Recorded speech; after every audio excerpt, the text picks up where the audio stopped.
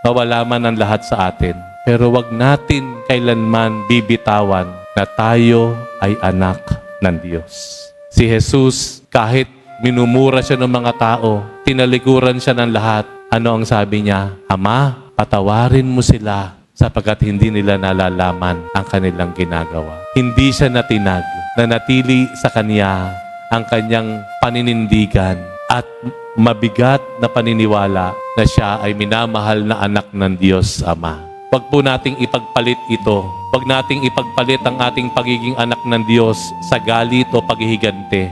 Huwag po nating ipagpalit ang ating pagiging minamahal na anak ng Diyos dahil sa ating kalungkutan o kahirapan. Panghawakan po natin ito. Yakapin po natin ito. Ingatan po natin ito. Na kahit sino pa man tayo, ano pa man ang tingin ng tao sa atin, ano pa man ang mawala sa atin, ang mayroon tayo na kahit sino hindi pwedeng kumuha at tayo lamang ang pwedeng mag-ingat ay tayo ay minamahal na anak ng Diyos.